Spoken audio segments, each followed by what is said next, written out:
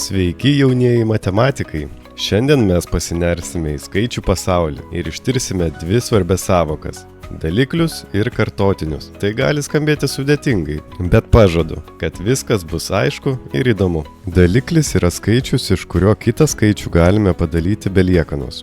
Pavyzdžiui, skaičiaus 12 dalikliai yra 1, 2, 3, 4, 6 ir 12. Skaičių 12 galime padalyti kiekvienu iš jų ir gauti sveikąjį skaičių. Skaičius 1 yra kiekvieno skaičiaus daliklis. Tai reiškia, kad bet kurį skaičių galime padalyti iš 1 ir gauti sveikąjį skaičių. Kiekvienas skaičius yra pats savo daliklis. Pavyzdžiui, skaičiaus 5 dalikliai yra 1 ir 5. Norėdami rasti skaičiaus daliklius, galime pradėti nuo 1 ir tikrinti kiekvieną skaičių iki top skaičiaus. Jei skaičių galime padalyti be liekanos, tai jis yra daliklis.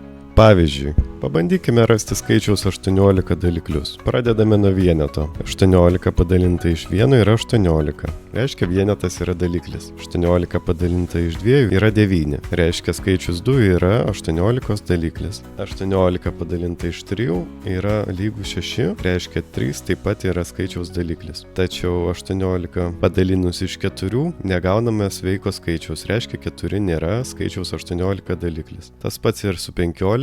Ir taip toliau, kol pasieksime 18. Taigi, skaičiaus 18 dalikliai yra 1, 2, 3, 6, 9 ir 18. Kartotinis yra skaičius, kuris dalyjasi iš duotojo skaičiaus. Pavyzdžiui, skaičiaus 3 kartotiniai yra 3, 6, 9, 12 ir taip toliau. Verta paminėti, kad kiekvienas skaičius yra pats savo kartotinis. Norėdami rasti skaičiaus kartotinius, tiesiog dauginame tą skaičių iš 1, 2, 3 ir taip toliau.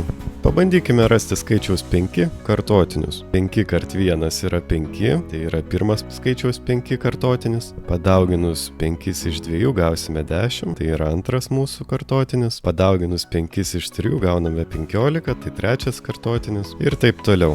Dalikliai ir kartotiniai yra naudingi daugelyje sričių, pavyzdžiui, dalijant skaičius po lygiai, planuojant renginius ar tvarkaraščius ir net muzikoje. Šiandien išmokome, kas yra dalikliai ir kartotiniai, kaip juos rasti ir kaip jie gali būti pritaikomi realiame pasaulyje. Tikiuosi, kad ši pamoka buvo naudinga ir įdomi. Nepamirškite praktikuotis, kad šios sąvokos taptų dar aiškesnės. Iki kito karto.